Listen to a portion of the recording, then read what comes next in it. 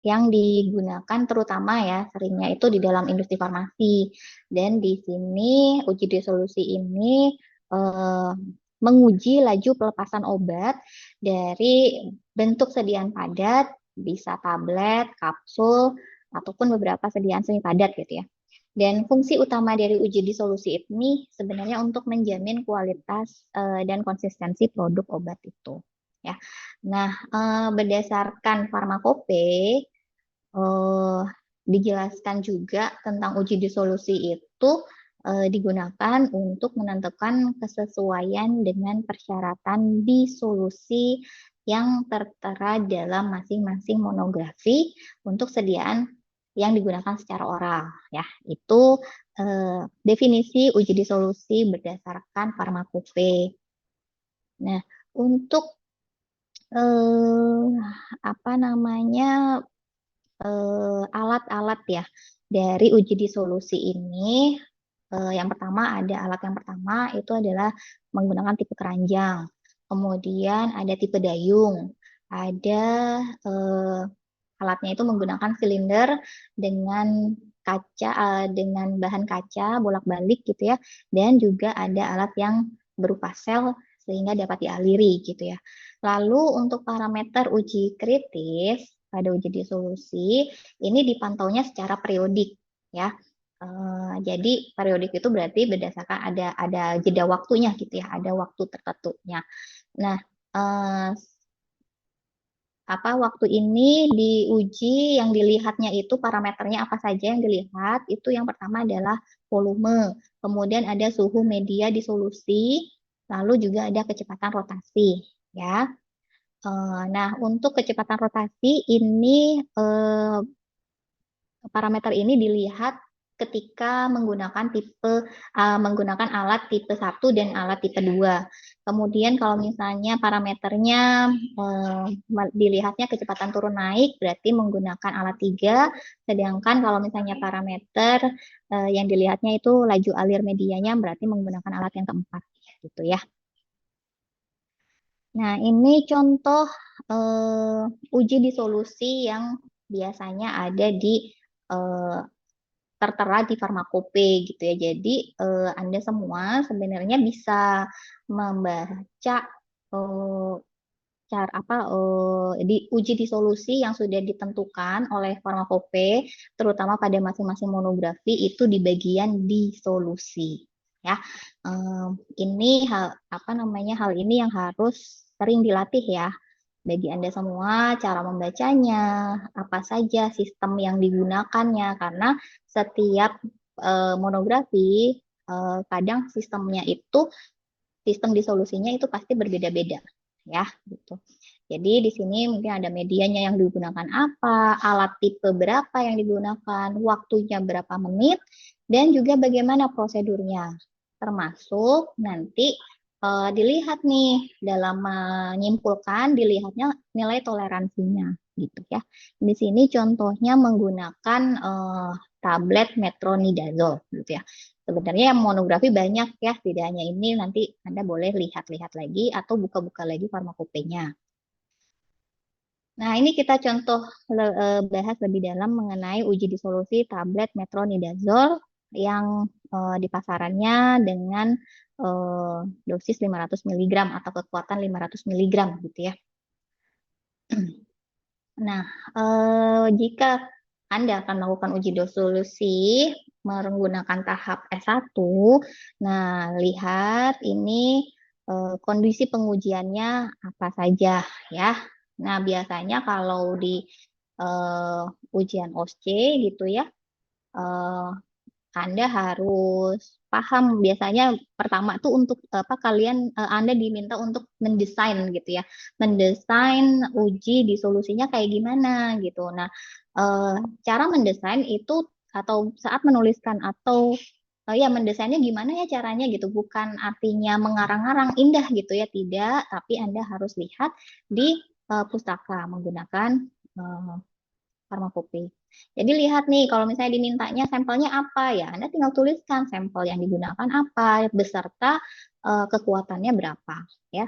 Lalu media disolusinya, biasanya itu kalau di ujian OSCE kan nanti Anda dapat eh, lembar kerja ya. Nah, di lembar kerja itu biasanya sudah ada keterangan apa yang harus diisi, kemudian ada kolom titik-titik misalkan ya. Bisa kolom, bisa titik-titik gitu ya. Ya, Anda tinggal sesuaikan apa yang diminta dari eh, apa namanya? Yang ada di lembar kerja tersebut atau tugas yang harus Anda selesaikan tersebut ya. Kemudian kalau ini dimintanya alat tipe satunya ini berapa RPM gitu ya. Berarti ditulis aja sesuai yang ada di farmakope ya, serta dengan waktunya. Nah, apa saja tahapan dalam melakukan uji disolusi? Ya ini ya, yang pertama adalah Anda harus melakukan studi literatur. Ya, literaturnya ya tentu saja farmakope. Ya. Nah, di sini pada studi literatur Anda tentukan kondisi pengujian disolusi dari sampel yang akan diuji. Setelah itu Anda buat kurva kalibrasi ya. Nah, dalam pembuatan kurva kalibrasi bahan yang digunakan itu adalah baku pembanding yang berstandar farmakope ya, atau kita sebut BPFI. Lalu di sini juga kita harus menentukan panjang gelombang serapan maksimum dan kita juga menentukan penentuan persamaan regresi linear. Ya, ini sudah dijelaskan pada saat keterampilan ya sama Pak Anggi dan juga sama saya gitu ya. Jadi mohon diingat-ingat lagi. Kemudian baru dilakukan pengujian disolusi terhadap sampel, lalu disimpulkan kriteria penerimaannya bagaimana. Apakah cukup sampai tahap S1, apakah perlu dilanjut sampai S2 ataupun sampai S3 ya. Nah, sekarang kita coba secara singkat saja ya, karena ini sudah pernah dijelaskan detail pada saat keterampilan. Jadi nanti diingat lagi bagaimana cara membuat kurva kalibrasi berikut juga dengan perhitungan pengencerannya ya. Nah, misalkan contoh di sini kalau misalnya Anda ingin membuat apa namanya di sini mau bikin 1000 mikrogram per mili, berarti berapa BPFI bahan pembandingnya ya atau standar lah ya, biasanya ada istilah-istilah yang berbeda. Berapa miligram yang diambil si standarnya? Oh, 100 miligram dalam 100 mili. Itu artinya 1000 mikrogram per mili ya. Kemudian dilakukan ini sebagai larutan induk. Kemudian diencerkan dulu ya karena udah pasti kalau 1000 mikrogram per mili nanti saat kita ukur di spektro itu akan tinggi sekali absorbannya ya. Lalu sehingga kita perlu lakukan pengenceran. Ya, bagaimana cara mengencerkan dari 1000 mikrogram per mili menjadi 100 mikrogram per mili? Ini kan artinya pengencerannya 10 kalinya gitu ya. Berarti bagaimana cara menghitungnya? Itu bisa menggunakan rumus N1 V1 sama dengan N2 kali V2 atau Anda bisa menggunakan cara cepat yang sudah pernah saya ajarkan secara detail pada saat keterampilan ya. Nah, pada intinya bagaimana cara mengubahnya ini ya. Anda bisa belajar lagi, berlatih lagi di di rumah masing-masing. Kemudian baru kita buat kurva kalibrasi dengan membuat rangkaian konsentrasi ya. Di sini dari 4 mikrogram per mili sampai 18 mikrogram per mili. Cara cepatnya juga sudah pernah saya share, saya berikan kepada Anda, ataupun kalau misalnya tidak, Anda bisa menggunakan rumus N1 V1 ya. Tapi kalau misalnya saat ujian OC lebih baik Anda menggunakan cara cepat ya, gitu. Karena waktunya juga kan terbatas. Baru nanti semua serangkaian larutan ini ya, yang konsentrasinya diketahui, diukur di spektrofotometri UV. Nah, pada hasil pengukuran spektro, Anda sebaiknya membuat tabel ya, di mana tabel ini digunakan untuk mendapatkan persamaan regresi linear ya. Nah, yang pertama Anda kan tadi sudah menentukan atau membuat konsentrasi, ya, konsentrasinya sudah ditentukan. Dan konsentrasi ini Anda masukkan ke dalam kalkulator ataupun ke komputer ya, ke Excel ya, gitu. Tapi kalau ujian mungkin nggak pakai komputer ya, tapi biasanya sudah diberikan bersama regresi linearnya gitu. Kemudian, jadi intinya Anda harus tahu bahwa konsentrasi ini sebagai apa namanya sumbu X ya. Kalau absorban itu sebagai sumbu Y gitu ya. Absorban ini berarti respon dari alat spektro yang tadi. Oke. Artinya apa? Konsentrasi 4 berarti nilai absorbannya sekian. Konsentrasi 6 absorbannya sekian ya. Nah, saat Anda sudah masukkan ke kalkulator ataupun Anda ke Excel, nanti Anda bisa mendapatkan persamaan reaksi linear dan juga mendapatkan nilai linearitasnya berapa ya atau R. Nah, nanti persamaan reaksi linearnya itu yang penting ya. Nah, untuk setelah Anda membuat atau mendapatkan persamaan reaksi linear, tadi langkah berikutnya adalah Anda melakukan uji disolusi. Nah, pada uji disolusi, biasanya contoh misalkan di ujian Oskeen ya, Anda diminta untuk melakukan uji disolusi. Setelah Anda rancang, Anda buat persamaan regresinya, bagaimana sih cara Anda menyiapkan ya, secara prakteknya gitu ya, secara prakteknya. Nah, di sini misalkan Anda ditugaskan coba pasang kertas saring di bagian fluid sampel gitu ya. Lalu bagaimana sih cara ngambil cairan sampelnya gitu ya? Yang diminta 10 mili dari tabung disolusi. Terus Anda diminta untuk memasukkannya ke vial yang memang sudah disediakan. Nah, itu dilihat secara profesionalitasnya. Lalu bagaimana cara menambahkan cairan pengganti dengan volume yang sama ke dalam tabung disolusi tersebut. Nah, ini dalam catatannya volumenya harus sama. Ya, ini harus sebagai catatan. Nah, secara diagram lah ya, diagram bentuk dari tabung disolusi itu apa gitu ya. Jadi di sini ada apa namanya wadahnya ya, wadah dari tabung disolusi. Kemudian tadi ada dayungnya ya.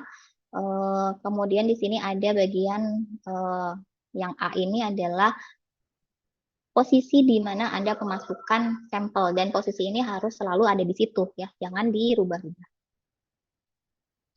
Nah, ini gambar alatnya ya. Sudah dipastikan gambar alat ini sama seperti yang ada di lab ya. Oke, sebentar. Sebelumnya nanti mohon setelah ini Anda menyimak videonya. Bagaimana sih tahap-tahapan yang tadi saya jelaskan kalau secara video gitu ya. Jadi mohon Anda semua menyimak ya. Kalau tadi kedengeran kan ya, jalan kan ya videonya. Halo. Oke, siap. Saya lanjut lagi berarti kalau gitu ya. Silakan disimak.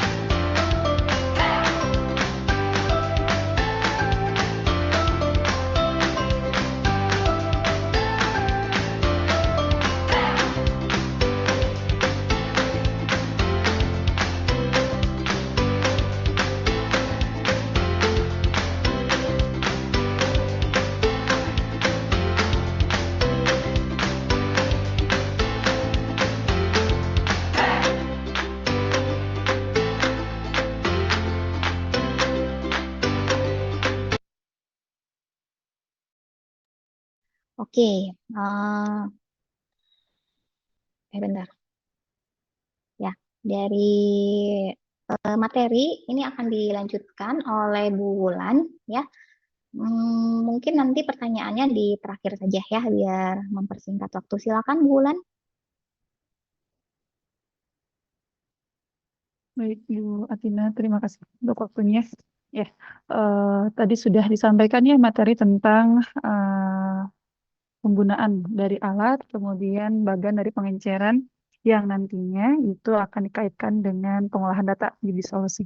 Ya, nah sekarang saya lebih fokus ke pengolahan datanya.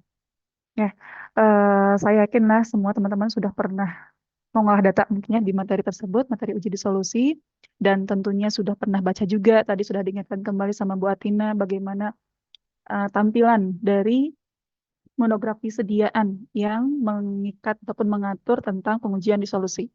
Ya, nah untuk bahasan sekarang yang berkaitan dengan pengolahan data itu nanti kita mengambil kasus dari pengujian disolusi metronidazole. Ya, pengujian metronidazole tadi sudah disampaikan ya di slide-nya Bu Atina. Itu kekuatan sediaannya, ini saya tampilkan lagi ya. Kekuatan sediaannya itu yang ada dilakukan pengujian dengan kandungan zat aktif di dalam satu tablet metronidazole itu 500 miligram. Ya, 500 miligram. Kemudian pengujian disolusinya itu menggunakan ini ya 900 ml, medianya berupa larutan asam klorid 0,1 N. Ya, kemudian pengujiannya menggunakan alat tipe 1. Tipe 1 tadi apa ya? Dari materi yang dari Bu Atina yang sudah disampaikan. Pakai alat apa? Keranjang. Keranjang, betul ya. Keranjang, alat tipe 1. Kemudian waktu yang digunakan adalah 60 menit. Jadi tablet ini dilakukan pengujiannya selama 60 menit di dalam alat uji disolusi. Nah, sebelum ke sini, sebelum ke bagian bawah, yang ini yang media disolusi, alat tipe uji, kemudian waktunya berapa lama itu bisa diketahui dari monografi sediaan. Ya, ada di dalam farmakopenya. Kenapa dari farmakope? Karena pengujian disolusi itu merupakan pengujian kompendial. Ada aturan mainnya. Seperti halnya kemarin waktu kelas keterampilan, karena saya berkaitan dengan uji waktu hancur, kita juga belajar dari farmakope juga di situ. Ya, plus juga dengan tambahan suplemen FI6-nya. Ya, jadi melakukan pengujian disolusi untuk tablet ini ketentuannya seperti yang tertera di dalam monografi tersebut.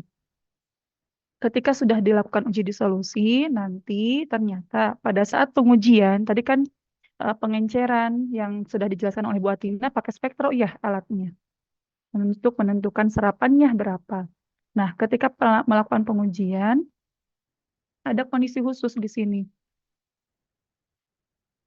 Ya, pada saat melakukan pengujian disolusi diambilnya adalah sebanyak 5 ml.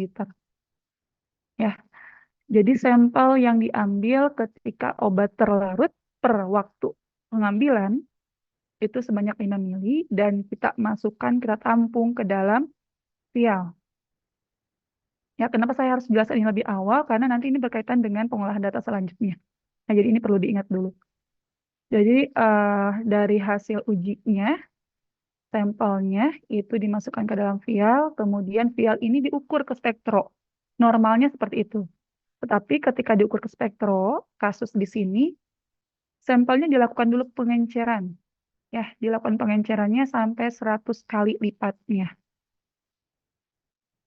Maksudnya adalah sampel tersebut kita ambil 1 ml yang dari vial, kemudian dimasukkan ke dalam labu takar yang 100 mili. Berarti kan ada pengenceran sampai 100 kali ya.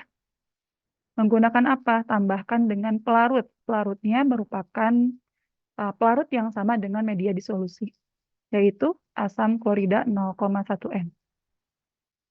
Ya, kondisi ini, yang pengenceran ini, itu mungkin akan berbeda tiap kasusnya. Kalau misalkan memang hasil sampelnya itu tidak memerlukan pengenceran, berarti nanti pengolahan datanya tidak perlu dikalikan dengan faktor pengenceran. Tapi kalau sekarang ceritanya, kasusnya, kita melakukan pengenceran sampai 100 kali lipat. Udah ya? Jadi itu untuk bahasan sekarang. Nah, ketika hasil diperoleh di soal, gitu ya, kalau OSCE ada datanya seperti ini, kurang lebih ini yang dulu yang pernah keluar, dikasih soal seperti ini, karena dia kan baja yang disolusi ada 6 tabung ya. Kalau waktu hancur kan ada 6 lubang ya untuk satu wadahnya gitu ya. Tapi kalau tabung disolusi itu ada 6, kayak tadi kalau di video yang ditayangkan sama Bu Atina ya kayak beker gelas tapi dia alas bundar gitu bawahnya. Nah, dari keenam tabung tersebut diketahui pada menit ke-60 untuk masing-masing tabung A sampai E itu sudah ada datanya. Sudah diketahui datanya. Tinggal tabung F saja yang memang belum ada datanya. Artinya, berarti kita diminta untuk menghitung berapa persentase yang terdisolusi dari tabung F tersebut. Ya, tadi kan 60 menit ya waktu pengambilannya, waktu pengujiannya. 60 menit itu tidak artinya kita melakukan sampling hanya di menit terakhir kalau uji disolusi, tetapi tetap dari bertahap gitu ya, dari biasanya nanti bisa dari 5, bisa dari 10, atau bahkan kalau sekarang datanya dari 15 menit. Ya, untuk apa? Nanti ini kebutuhannya untuk biasanya melihat profil disolusi. Saya tidak akan membahas tentang profil disolusi, tapi lebih ke arah pengambilan kesimpulan dari pengujian tersebut. Ya, jadi ini data serapan yang diperoleh untuk tabung F di menit ke-15, 30, 45, dan 60. Nah, tabel yang masih kosong nih di sini, kita tentukan nanti berapa persentase Q-nya.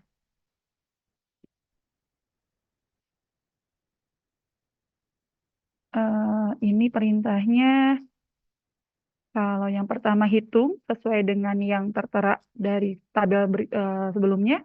Untuk tabung F ini menit ke berapa? Menit ke-60 berapa persen sih yang terdisolusi gitu ya. Kemudian yang kedua, tulislah nilai persentase toleransi. Kalau ini kan langsung bisa kita peroleh dari monografinya tadi ya. Dari monografi dari dalam farmakopenya. Kemudian yang ketiga adalah bandingkan dengan hasil kriteria yang ada di farmakope tersebut dengan hasil uji apakah nantinya kesimpulannya memenuhi syarat, tidak memenuhi syarat, atau harus lanjut ke tahapan berikutnya. Nah, ini yang harus kita cari ya untuk masing-masing waktunya. Kita mulai dari menit ke pertama. Menit pertama ini 15 menit. Artinya ketika tablet itu dimasukkan ke dalam masing-masing bejananya, 15 menit kemudian untuk tabung F itu kita ambil sampelnya sebanyak 5 mili tadi. Ya, yang 5 mili ini kita tadi kan melakukan pengenceran segala macam gitu ya, sampai 100 kali lipatnya dan diukurlah ke spektro. Dapatlah angka 0,219. Ya, dari spektronya. Nah, gimana caranya merubah? Di sini ada Y sama dengan 0,0428. Ada yang tahu nggak 0,0428 ini dapat dari mana ya? Kalau begini jawab, Bu. Ya, silakan. Untuk yang nilai regresi linear itu didapat dari itu, Bu, yang nilai standar tadi, Bu. Nilai standar dari 4 sampai 18 ppm. Oke, betul ya. Jadi yang persamaan regresi linear itu Y sama dengan B gitu ya kalau dinotasikan. BX plus A ini kebetulannya bukan minus A, jadi itu diperoleh dari kurva kalibrasinya. Ya, kurva kalibrasi itu tadi yang sudah disampaikan oleh Bu Atina itu diperoleh dengan membuat juga larutan pembanding ya, larutan pembanding dari metronidazole. Nah, kalau di dalam regresi itu kan Y itu adalah serapan ya di dalam grafiknya. Sehingga X itu bisa diketahui nantinya konsentrasi dari obat tersebut. Artinya kalau kita kaitkan dengan data ini, ya data ini ketika dapat T15-nya serapannya 0,219, maka angka 0,219 ini menggantikan huruf Y-nya. Ketika Y sudah ada angkanya, maka nanti nilai X-nya bakal keluar ya. Kenapa dikurangi di situ ya? Karena pindah ruas ya. 0,219 dikurangi 0,12, dia pindah ruas ke arah kiri jadi negatif. dapatlah nilai X. Jadi X itu diperoleh dari 0,219 dikurangi 0,12, 0,102, lalu dibagi dengan 0,0428. Kenapa satuannya di PM bukan persen? Balik lagi ke kurva kalibrasinya. Kurva kalibrasi yang Y sama dengan BX plus A ini, plottingan antara sumbu X-nya itu konsentrasi dalam satuan ppm, Y-nya dalam satuan, Y-nya itu serapan. Ya, ppm itu kan mikrogram per mili, sehingga nanti nilai X yang diperoleh pun ini masih dalam satuan ppm. Oke, selanjutnya, kenapa ada pengkali 900 dengan 100? Ada yang bisa nggak? Oh, ini Bu. Ya, Untuk siapa? yang 900 mili itu dari volume ada di solusinya, Bu. Untuk yang 100 itu dari nilai FP-nya. 100 itu dari mana, Carol? Nilai FP-nya, Bu. 1 kali. Oke, faktor pengenceran. Nah, ini yang perlu diperhatikan. 900 itu tadi betul volume medianya, volume media uji disolusi yang digunakan. Kalau misalkan kasus lain, soal yang lain gitu ya, melakukan uji disolusi ternyata di farmakopenya itu menggunakan 500 ml media NaOH misalkan. Maka pengalinya itu jangan 900, tapi 500 sesuai dengan jumlah volume media yang digunakan ketika uji disolusi tersebut. Jadi angka 900 itu menyesuaikan dengan volume media uji yang telah ditentukan di farmakope. Ya, kemudian tadi yang 100 karena dia dilakukan faktor pengenceran ya 100 kali lipat. Kalau misalkan faktor pengencerannya itu saya ngambilnya 1 mili ada 50. Berarti pengkalinya bukan 100, tetapi 50 kali. Ya, atau misalkan saya melakukan pengencerannya ngambil 2 mili ada 50. Berarti faktor pengencerannya 25, Bu. betul ya. 25. Arti saya dari mana 25? Arti saya 50/2, Ibu. ya, 50/2. Kalau ini mau dijabarkan, 100 itu dari 100 mili per 1 mililiter yang diambil dari vial. Ya, jadi 900 dan 100 ini bisa berubah-berubah. Kalau tidak ada faktor pengenceran, berarti ya udah cukup dikalikan dengan volume media saja. Ya, ini mah gampang lah ya. Setelah dapat itu, dapatlah satuannya masih dalam satuan mikrogram, kemudian kita rubah ke miligram dibagi 1000. Sampai sini, Cung, ada yang belum paham? Tidak ada mungkin ya? Oke, dilanjut. Nah, kita menghitung persentase kimia. Persentase kimia ini diperoleh dari hasil yang diperoleh barusan, perhitungan barusan dibagi dengan 500. Kenapa dibagi 500? Karena kan sampel uji kita itu tablet metronidazole 500 mg. Tolong bedakan antara kekuatan sediaan dengan bobot tablet. Ya, kalau diuji di solusi itu yang dilihat adalah kekuatannya atau kandungan zat aktif di dalam sediaan tersebut. Tapi kalau diuji apa ya kemarin viabilitas ya, yang viabilitas yang dilihat adalah bobot sediaannya. Apakah dia di atas 650 atau di bawah 650 ya. Nah, sekarang masuk ke menit kedua. Kalau menit kedua sama perhitungannya untuk bagian zat yang terlarut itu seperti yang sudah dijelaskan barusan, tetapi yang membedakannya adalah untuk yang faktor koreksi. Ya, faktor koreksi rumusnya seperti ini. Volume sampel yang diambil tadi 5 mili di kasusnya, kemudian volume medianya tadi 900. Jadi 5/900. Dikali berapa? Dikalikan dengan jumlah zat terlarut total. Ya, jumlah zat terlarut total. Jumlah zat terlarut total itu kalau di sini adalah jumlah zat yang berupa penggabungan antara zat terlarut dengan faktor koreksi. Ya, jadi 5/900 dikalikan kalau di sini sama ya nilainya. Antara zat terlarut dengan jumlah zat terlarut total. Karena faktor koreksinya belum ada di menit pertama. Kenapa? Karena kalau tadi dilihat di videonya, kita menambahkan cairan pengganti kapan sih? Sebelum mengambil T15 atau setelah mengambil T15? Setelah mengambil. Setelah mengambil. Ya, ketika sudah masuk menit ke-15, kita ambil dulu kan ya, ambil dulu sampelnya sebanyak 5 mili, masukkan ke dalam vial. Karena volume medianya berkurang, maka kita tambahkanlah pelarut pengganti.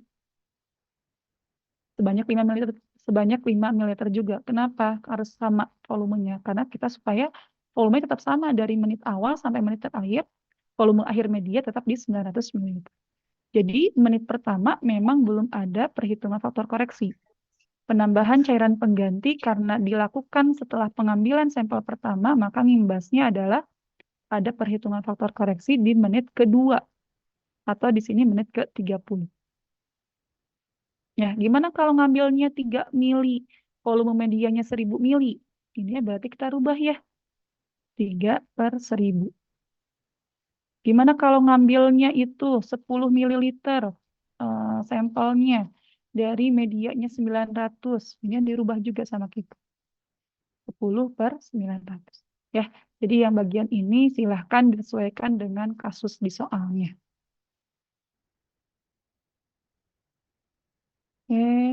Nah, sama untuk menghitung persentase Q-nya, ya, dapatnya 65, jadi dari jumlah zat terlarut total dibagi dengan 500 mg.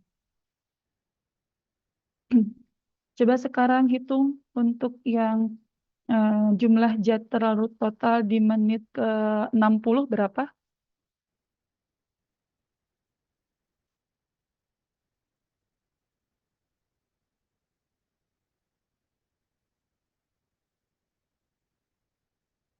Atau kalian gak nyimpen ininya ya, filenya ya, filenya apa?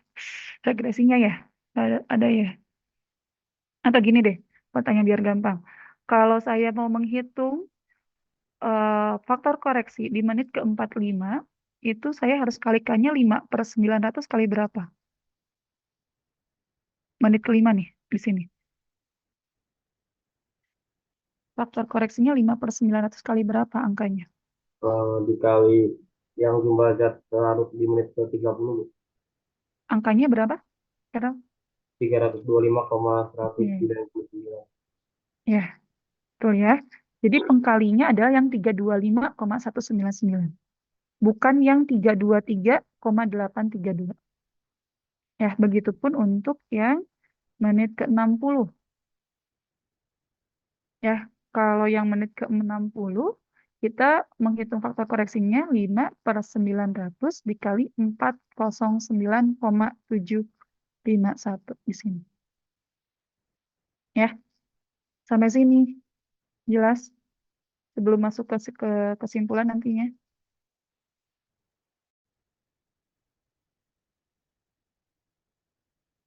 Oke, mungkin ya. Kalau nggak ada jawaban, berarti saya nganggapnya udah gitu ya, udah jelas semuanya.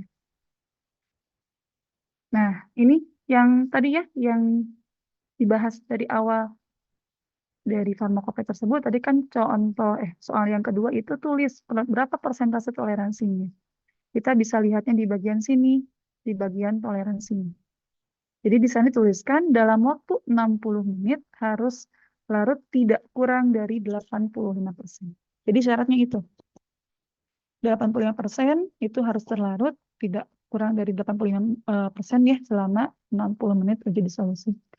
Karena syaratnya seperti itu, maka tadi kan kita sudah menghitung gitu ya dari menit pertama, menit ke-15, 30, 45. Karena mau mengambil kesimpulan uji disolusi dan disesuaikan dengan syarat farmakopenya yang jadi patokan, yang diambil datanya untuk mengambil kesimpulan itu kita fokus ke menit ke-60 saja. Ya, di menit 60 saja berapa persentase ini? Menit 15, 30, dan 45 tidak perlu dihiraukan. Tidak perlu dilihat gitu ya. Untuk mengambil kesimpulan. Kecuali kalau misalkan di soalnya diminta untuk menghitung profil disolusi. Bukan menghitung mungkin yang memplotting. Menggambarkan profil disolusi. Atau gambarnya, grafiknya. Tapi kalau mau mengambil kesimpulan, hanya melihat di menit berapa yang tertera di bagian toleransi uji disolusi. Nah, kita masuk ke pengambilan kesimpulan. Untuk pengambilan kesimpulannya apakah sudah dibahas di perkuliahan belum? Di apotekan mungkin?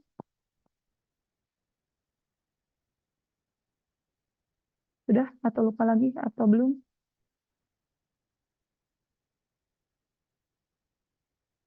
Rancangan mungkin ya kalau dulu.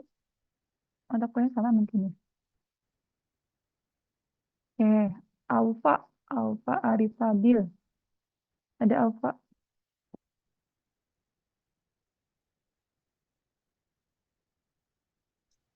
Hadir, Bu. Ya. Bisa menjelaskan nggak yang S1 gimana maksudnya nih? Kalau di sini, di kriteria uji disolusi.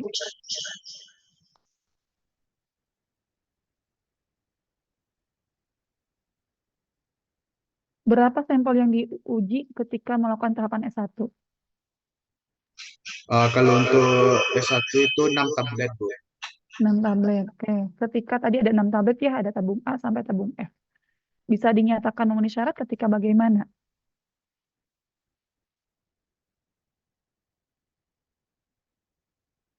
Tadi kan ada datanya ya. S1 itu memenuhi syarat ketika Berarti itu memenuhi syarat, Bu, kalau sediaan tidak kurang dari Q tambah 5%. ya, Q tambah 5%-nya berapa di kasus metronidazole ini? Itu 90%, Bu. 90%. Baik. Ya. Jadi tahapan uji disolusi tadi sudah dijelaskan ya sama Alfa ya.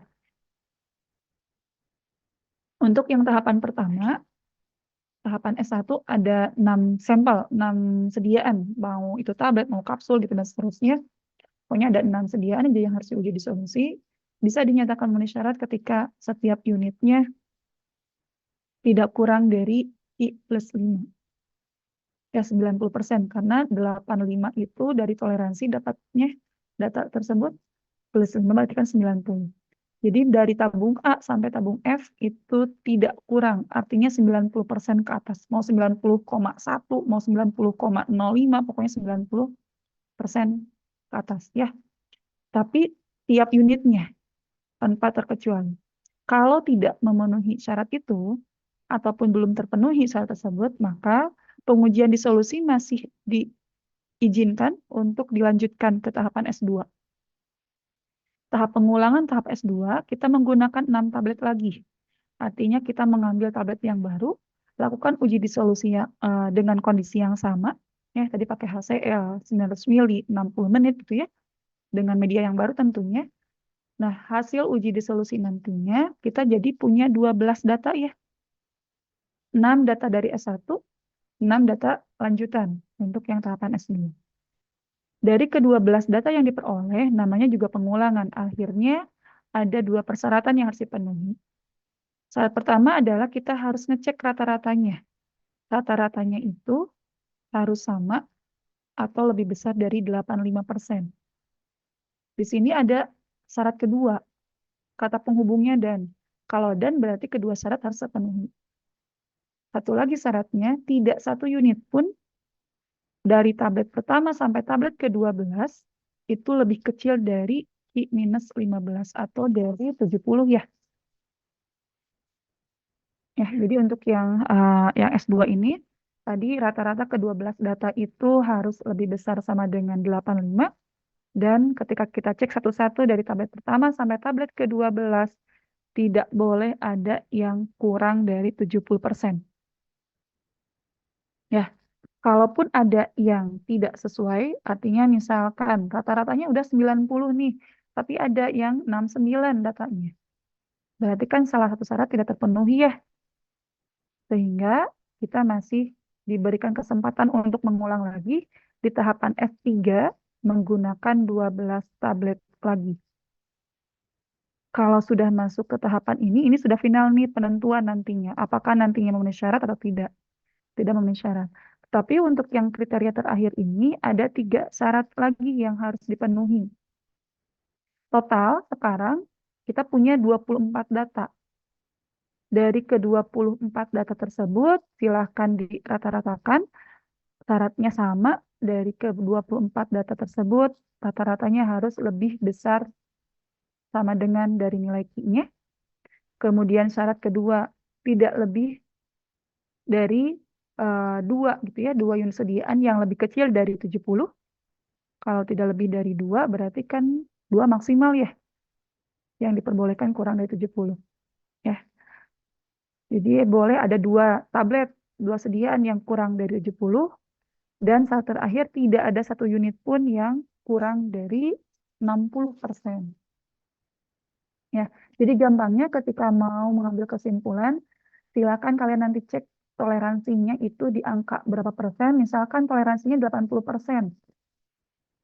Kalian buat tuh rangkumannya. 80 plus 5 berapa? 80 minus 15-nya berapa? 80 minus 25%-nya berapa? Ya, coba kita lihat untuk yang kesimpulannya. Kalau tadi kita lihat datanya itu karena setiap unitnya itu harus Q plus 5, maka kita lihat di sini ada yang B ya, yang tabung B yang kurang dari 90%. Sehingga kesimpulannya, bentar.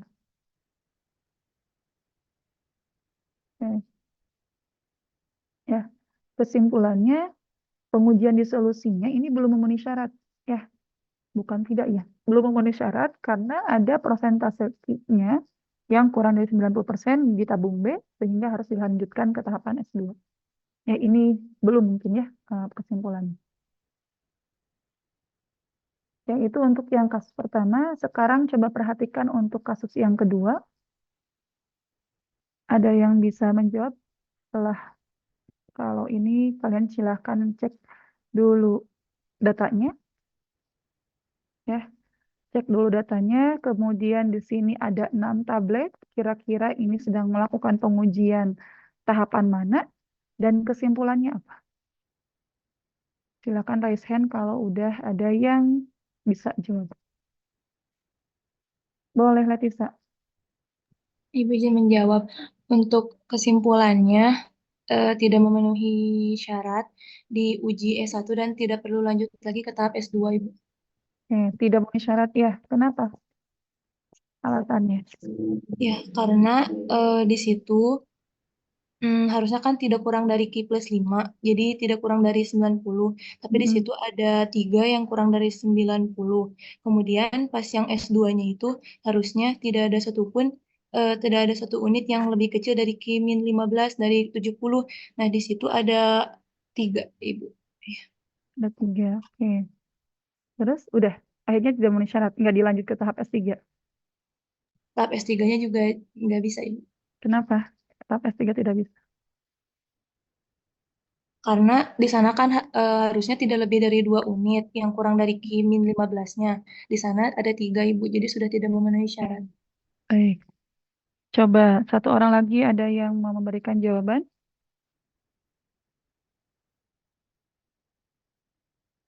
Siapa tuh ada yang beda atau sama? Mangga.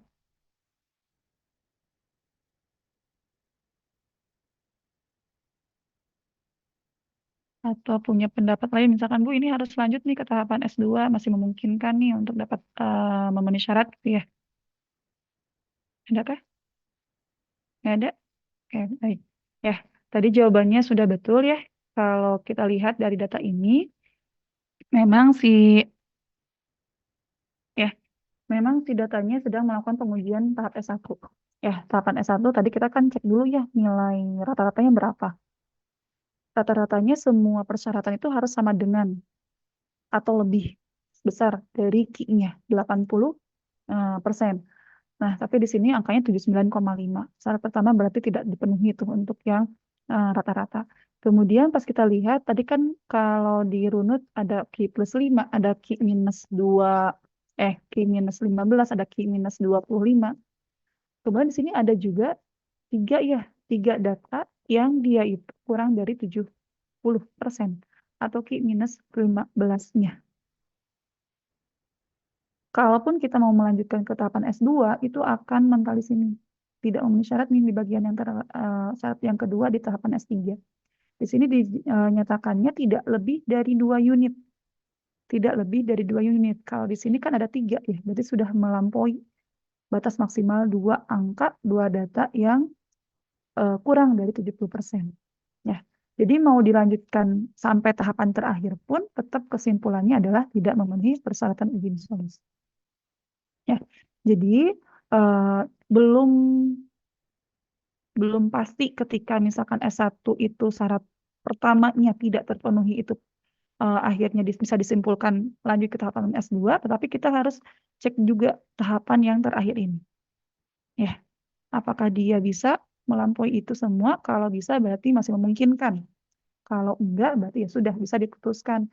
Walaupun masih tahapan pertama, dia tidak memenuhi persyaratan uji disolusi. Ya, itu untuk kasus yang kedua. Kasus yang ketiga. Silahkan. Siapa yang mau coba? Lumayan nambah-nambah poin ya.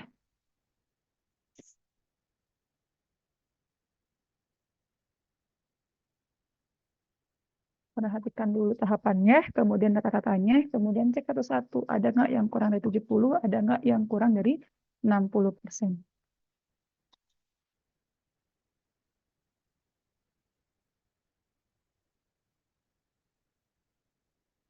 Cung, ada?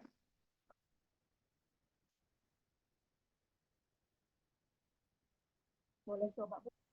Boleh, silakan. Kan kalau Boleh di-raise hand dulu supaya muncul di layar sayanya. Oh iya, silakan Diam Irawati ya. kalau di kan kalau toleransinya 85%, terus untuk syarat S1-nya berarti 90% syaratnya. Dari tablet semuanya kurang dari 90%. Ya, terus kalau bisa dilanjut ke S2 semuanya berada di atas 70. Jadi nggak pakai untuk S2. Jadi kesimpulannya apa? Dilanjutkan ke S2. Sebentar, berarti pertanyaannya dari data yang ada, yang sekarang ditampilkan itu pengujiannya apakah masih di S1 atau sudah masuk ke S2? Gimana? Kecil di saya suaranya? Kalau untuk S1-nya ada yang di bawah 90. Jadi Oh, oke. Berarti gini. Coba perhatikan. Di sini ada berapa tablet yang sudah dilakukan uji disolusi? 12. Baik. Sudah 12 ya? 12 tablet yang sudah dilakukan uji disolusi. Kalau dengan kaitannya jumlah ya sampel yang diuji, 12 itu apakah masuk di tahap S1 atau di S2 atau S3? S2 sih, Bu. Oke, S2. Jadi data yang ada ini apotekernya sudah melakukan di tahapan S2 gitu ya. Nah, kesimpulannya apa untuk tahapan S2 ini? Semuanya persyaratannya adalah sama dengan atau lebih besar dari Q atau tidak satupun yang kurang dari 70. Jadi semuanya itu di atas 70 artinya memenuhi persyaratan. Oke, ya. Jadi kesimpulannya memenuhi syarat ya. Tuh. Ya, jadi gitu ya. Caranya adalah kalau datanya ada sebanyak 12, berarti kita bisa prediksi tuh si orang ini atau apoteker ini sudah melakukan pengujian disolusi sudah tahapan S2. Artinya ada 12 data yang tersaji. Kemudian ingat S2 itu ada 2 syarat. 2 syarat yang harus dilihat adalah rata-ratanya yang harus lebih besar sama dengan nilai toleransinya. Kemudian yang kedua harus tidak ada yang kurang dari Q-15-nya. Tidak satu unit pun sediaan yang kurang dari Q-15. Berarti kan 70 ya. Kalau di sini datanya tadi rata-ratanya sudah masuk syarat tuh. Syaratnya lebih besar dari 80%. Ini 86, tentu lebih besar dari angka tersebut. Kemudian yang kedua, tidak satu unit pun sediaan yang lebih kecil dari 70. Nggak ada angka yang kurang dari 70. Adanya juga ngepas ya di 70. Tapi ini masih memenuhi syarat tentunya. Sehingga kesimpulannya pengujian di kasus 3 ini sudah memenuhi syarat uji disolusi. Ya. Oke, baik. Terima kasih si Dian ya tadi. Sekarang ini kayaknya kasus terakhir. Ya, silahkan dicek dulu. Dicek dulu data yang ada dari ke-12 juga data yang ditampilkan. Kesimpulan pengujiannya apa? Berarti ini pilihannya ada 3 kemungkinan. Apakah dia memenuhi syarat? Ataukah dia harus lanjut ke tahapan S3? Ataukah dia bisa dinyatakan langsung tidak memenuhi syarat di tahapan S2 ini? Izin jawab, Bu. Sebentar. Esteria dulu, boleh? Baik, Ibu, izin menjawab. Untuk kasus 4 ini tidak memenuhi syarat, Bu, karena alasannya pada tahap S1 dia itu kan setiap sediaan tidak boleh kurang dari Q+5, berarti tidak boleh kurang dari 90%. Sedangkan pada tabel yang tersedia seperti nomor tablet nomor 5, nomor 7, nomor 8, nomor 10 itu tidak memenuhi syarat. Jadi dilanjutkan ke tahap 2. Lalu di tahap 2 yang untuk rata-rata dari 12 unit sebenarnya memenuhi syarat. Tapi untuk syarat yang satu lagi yang KIP kurang 15% ada, yaitu berarti tidak boleh kurang dari 70, lebih kecil dari 70, itu ada tablet nomor 7 yang tidak memenuhi syarat dan tablet nomor 10.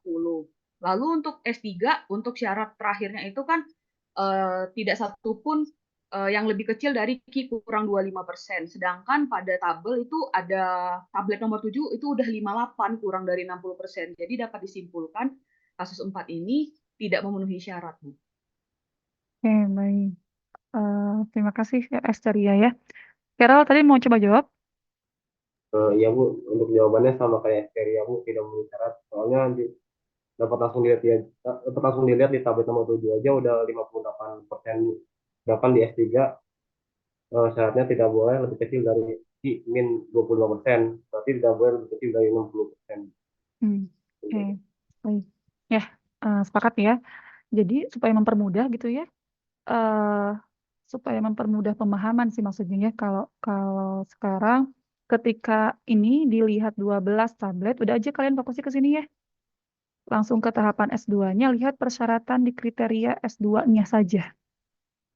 Ya, karena sudah tidak ada kaitannya dengan kriteria penerimaan di S1.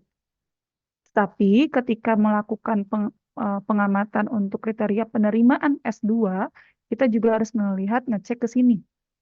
Karena kan tadi saya bilang, ketika tahapan S2 ini dilakukan, berarti kan kesimpulannya masih ada 3 opsi nih. Apakah dia memenuhi syarat, tidak memenuhi syarat, atau harus lanjut ke tahapan S3. Ya, oke. Nah, jadi ketika ini tahapan S2 yang ditampilkan atau yang sudah dikerjakan dalam pengujian disolusi, berarti kita fokusnya rata-ratanya dari ke-12 tablet itu. Berarti kan yang ini ya, yang 85,25. Kalau itu mah sudah aman ya, sudah masuk nih, sudah lebih besar dari nilai Q-nya atau nilai 85%-nya. Nah, syarat selanjutnya adalah tidak satu unit sediaan yang lebih kecil dari 70%. Kalau kita hanya melihat data yang kriteria S2 saja, mungkin kan akhirnya ini kan rata-ratanya sudah masuk nih, tapi yang syarat kedua tidak masuk gitu kan ya. Mungkin kita bisa simpulkannya, udah aja bisa lanjut tuh ke tahapan S3. Tetapi kan kesimpulan yang benarnya tidak memenuhi syarat. Kenapa? Tadi maka saya bilang ketika sudah lanjut ke tahapan S3 harus ngecek juga nih ke syarat selanjutnya. Di sini tuliskannya tidak satu unit pun yang lebih kecil dari 60%. Yang tadi yang tablet ke-7 ya. Yang tablet ke-7 itu ada angka 58. Ketika mau dilanjutkan pun ya datanya akan tidak memenuhi syarat gitu. Ya. Jadi ada data yang di data tersebut di kasus keempat ini 58 ini tidak memenuhi pengujian kalaupun memang mau dilanjutkan ke tahapan S3 karena dia lebih kecil dari Q-25 atau 60%. Ya kalau 67 sepertinya sih masih gitu ya kalau di data ini. Tapi kan ketika ke sini juga dia masih diperbolehkan ya kurang dari 70. Baru satu data kan, tetapi yang ini aja sih yang data ke-7. Jadi intinya lihat dulu ketentuannya, pengujiannya itu tahapan mana yang sedang dikerjakan, lihat kriteria penerimaannya, persyaratan kriteria penerimaan di tahap tersebut, apakah 1 syarat, 2 syarat, atau 3 syarat. Kalau misalkan tadi di tahapan S2, kita juga harus baca secara keseluruhan, memungkinkan nggak nih ketika mau dilanjutkan ke tahapan S3. Kalau seperti data ini tidak memungkinkan juga dilanjutkan ke tahapan S3 karena mentah di sini ya, angka 58. Seperti ya, sudah habis datanya, kasusnya sampai sini. Ada yang menanyakan tadi dari Bu Atina juga ini ya, apa tentang video penggunaan alat ataupun dari materi pengolahan data, ada yang kurang jelas sebelum nanti saya share link post-testnya? Nggak ada? Kalau tidak ada, bisa saya share link post-test berarti ya. Jadi intinya samalah PR-nya ketika tadi berkaitan dengan pengujian kompendial, tolong dibaca dengan baik, gitu ya, untuk ketentuan pengujiannya yang ada di dalam farmakopenya, karena ya bisa jadi nanti ketika ujian OC ataupun ujian apapun yang ditampilkan adalah literatur asli, ya, literatur asli yang harus ngecek sendiri gitu datanya, ataupun ketentuan pengujian ataupun kriteria penerimaan, ya, supaya nanti kalian terbias. Tidak ada berarti ya datanya. Kalau tadi saya lihat dari hasil pretestnya, ini masih ada nilai yang minimalnya itu di angka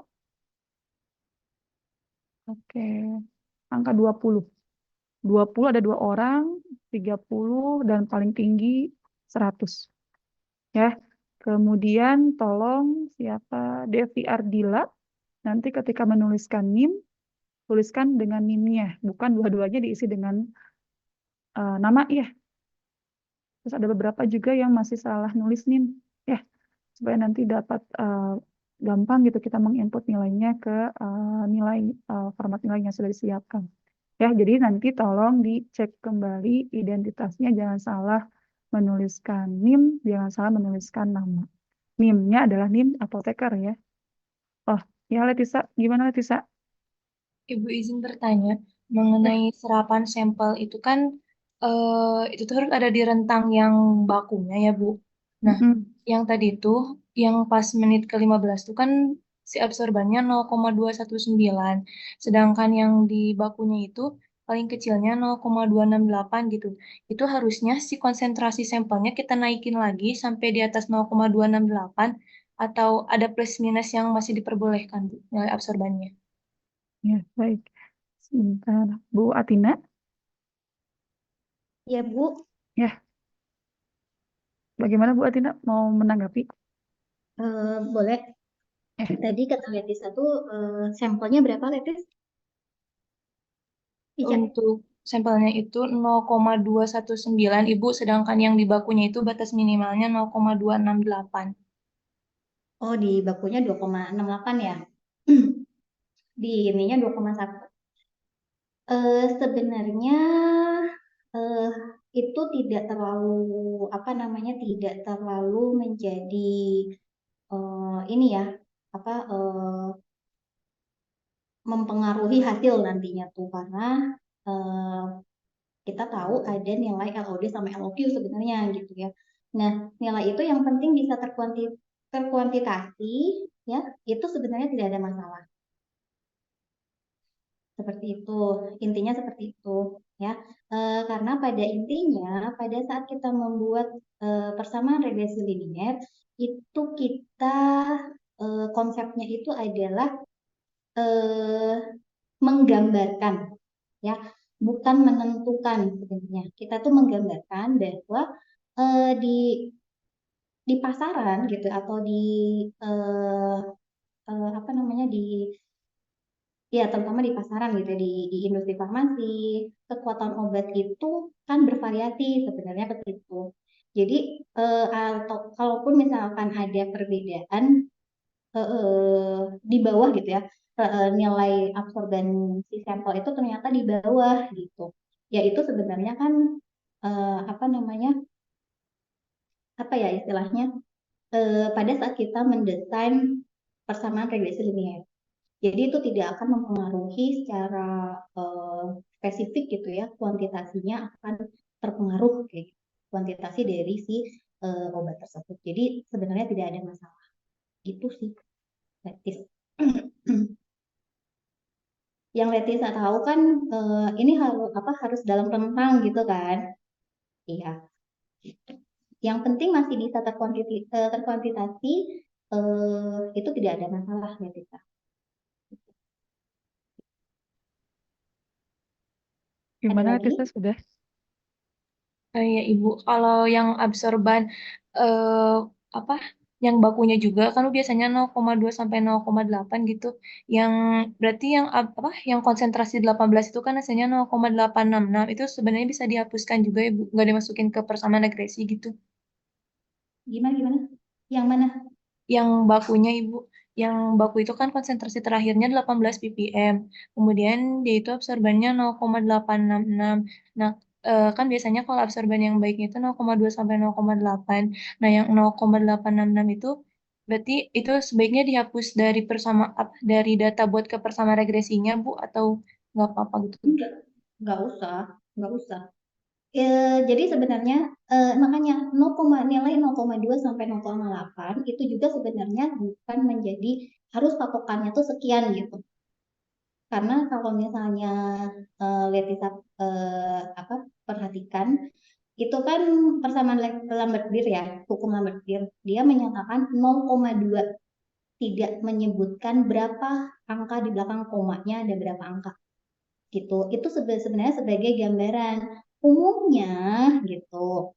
Nilai yang apa namanya istilahnya tuh nilai yang atau apa sih namanya itu tuh bukan jarak apa ya eh eh, space-nya lah ya, space-nya itu misalnya dari 0,2 sampai 0,8. Nah, itu tuh nilai yang biasanya dapat terkuantitasi gitu, tapi bukan artinya bukan 0,8 berarti mentok dong harusnya di bawah 0,8. Tidak harus kayak gitu. Sebenarnya kayak gitu. Jadi kalau misalnya naik sedikit itu intinya itu masih bisa terkuantitasi dan kita lihat sebenarnya kan parameternya tidak hanya nilai absorban tapi lihat juga bentuk dari spektrumnya. Asalkan bentuk spektrumnya itu masih mulus ya, ujungnya tuh masih mulus, berarti di situ masih bisa terkuantitasi, tidak ada galat di situ. Kecuali kalau misalkan Letisa ukur nih atau Letisa bikin persamaan regresi linearnya terus pas waktu diuji nilai absorbennya ujung kurvanya itu tuh tidak mulus, tidak melengkung mulus gitu. Jadi ada kayak rumput gitu. Berarti itu ada yang salah gitu. Itu apakah bisa ada galat atau terlalu tinggi konsentrasinya. Nah, biasanya alat spektro itu kenapa dibuatnya juga 0,2 sampai 0,8 karena alat spektro itu juga punya keterbatasan. Di atas eh, absorban yang nilainya 1 itu biasanya akan apa namanya spektrumnya itu tidak akan menjadi mulus sehingga kita akan sulit menentukan panjang gelombang maksimumnya. Itu intinya. Jadi konsep dari hukum Lambert-Beer itu kenapa menyatakan 0,2 sampai 0,8 gitu. Itu sebenarnya untuk melihat apa namanya panjang gelombang maksimumnya yang kita bisa ukur bahwa kan kalau misalnya di spektro kita harus mengukurnya di panjang gelombang maksimum karena kita akan mendapatkan nilai absorban maksimum berarti kita mendapatkan konsentrasi yang maksimum gitu. Nah, intinya itu kalau misalnya si spektrumnya masih bisa kita lihat panjang nilai titik maksimumnya, ya berarti bisa kita gunakan. Tapi kalau misalnya dia bentuk ujungnya itu tidak rata, kita jadi nggak bisa menentukan mana sih panjang gelombang maksimumnya, titik gelombang maksimumnya yang mana. Intinya itu kalau untuk hukum Lambert-Beer ya. Makanya mungkin dulu pas waktu praktikum nggak bisa karena si spektrumnya kok berantakan gitu ya, nggak mulus gitu. Pasti diminta untuk ulang lagi atau encerkan lagi. Ya, itu sebenarnya intinya. Begitu ya Letisa ya. Jadi tidak akan mempengaruhi kuantitasi sebenarnya. Meskipun kita di luar apa namanya yang kata Letisa itu kan lebih dari 0,8 Bu, sedangkan di buku Number harusnya 0,8 gitu. Kan kita lihat juga linearitasnya nilainya berapa. Kalau linearitasnya di bawah 0,998 berarti kita ada yang salah. Ada konsentrasi yang kita harus keluarkan atau kita harus apa namanya ulang gitu. Jadi untuk parameter kita lihat apakah sih persamaan ini bisa digunakan atau tidak gitu ya. Itu lihat di apa itu lihat parameter linearitasnya atau nilai R-nya. Gitu. Terima kasih Ibu. Gitu ya. Oke. Ya, terima kasih Bu Atina. Ya, sudah cukup mungkin ya Letisa ya. Hasna, ada yang mau tanyakan atau mau koreksi atau apa? Izin Ibu mau bertanya terkait tadi video. Yang Hasna perhatikan tadi pada saat mengambil cairan disolusinya dengan memasukkan cairan penggantinya kembali itu dilakukan dua arah Ibu. Jadi kayak seperti maksudnya jadi ada yang masuk sama ada yang keluar gitu Bu. Nah itu tuh kalau misalnya di OSC apakah berbeda jarum suntiknya menggunakan dua jarum suntik yang berbeda atau seperti apa ya Bu? Ya. Nah, Bu Atina mau coba jawab lagi? Mungkin kalau dari saya menggunakan logika ya Bu, tapi nanti tolong di ini ya Bu, Bu Wulan tolong dikoreksi kalau misalnya salah. Harusnya itu menggunakan fluid yang berbeda gitu, karena kalau misalnya kita pakai fluid yang sama itu kan sudah ada kita misalkan split yang satu kita untuk ngambil tuh. Kalau split yang satu kita pakai lagi untuk memasukkan apa cairan yang baru, kan di dalam split yang pertama itu terkandung si zat aktifnya di situ. Itu Hasna. Jadi logikanya ya berarti kalau kita mau menambahkan apa itu tadi larutan yang penggantinya, kita menggunakan squid yang baru seperti itu. Itu ya Hasna ya. Ya, Ada Ibu, tambahan terima kasih. Bu? Tadi apa Iya. lagi sih pertanyaannya? Iya, betul. Betul seperti itu ya, Hasna. Jadi, tadi kalau kita dilihat dia videonya itu ada squid itu ya, yang memang dia tuh nempel di bagian atas dari tabung reaksinya atau bejana disolusinya. Nah, itu emang khusus digunakan untuk mengambil sampel. Ya, tadi 5 mili, 10 mili, pokoknya ngambil pakai squid itu. Jadi akhirnya masing-masing tabung itu ada punya masing-masing juga squidnya. Jadi ada 6 squid yang berbeda untuk mengambil sampel di tabung tersebut. Jadi jangan sampai ketukar ketika kita mau mengambil sampel dari tabung A, ya itu kita harus menggunakan squid untuk tabung A. Dari 15, 30, dan seterusnya sampai ke akhir itu harus pakai squid yang sama di tabung tersebut. Ketika untuk yang tabung B, itu juga sama. Maksudnya tabung B punya squid yang berbeda dari tabung A ataupun tabung yang lainnya. Ya, intinya ada 6 tabung bejana disolusi, berarti ada 6 squid untuk mengambil sampel. Ya, nah untuk cairan pengganti, tadi sudah dijelaskan sama Bu Atina ya, ketika kita tadi mengambil sampelnya menggunakan squid masing-masing tabung, berarti kan ada bekas tuh di dalamnya, walaupun cuma misalkan beberapa tetes gitu ya. Tapi kan di dalamnya pasti ada larutan sampel yang masih tertinggal di dalamnya. Kita pakainya spektro. Spektro itu bisa mengukur sampai ppm ya, mikrogram tadi. Jadi untuk cairan pengganti, ya kita hanya menyiapkan satu squid untuk semua tabung yang ada di dalam bejana disolusi. Karena cairan pengganti itu isinya hanya media disolusi saja. Belum ada obat yang terlarut di situ. Artinya squid yang cairan pengganti ini khusus untuk mengambil tadi itu medianya apa ya? Oh ya, larutan NaOH ya, HCl ya, HCl gitu ya. Jadi itu hanya satu squid untuk cairan pengganti saja yang bisa digunakan untuk ke semua tabungnya. Gitu. Ya. Sudah jelas mungkin ya? Sudah jelas Ibu, terima kasih. Baik, mangga sama-sama. Saya rasa sudah tidak ada lagi mungkin ya pertanyaannya. Saya langsung share untuk link prosesnya. Bu Atina, terima kasih untuk tadi sudah memulai materi ya di awal. Mungkin tidak lagi mungkin ya Bu Atina yang mau disampaikan atau ada? Sudah cukup Bu Ulan, Ya. boleh nanti langsung Oke. tutup aja. Baik, ya dari saya juga sudah cukup. Terima kasih atas perhatiannya. Berarti nanti siap-siap untuk ujian akhir gitu ya, proses dari praktikum PSF.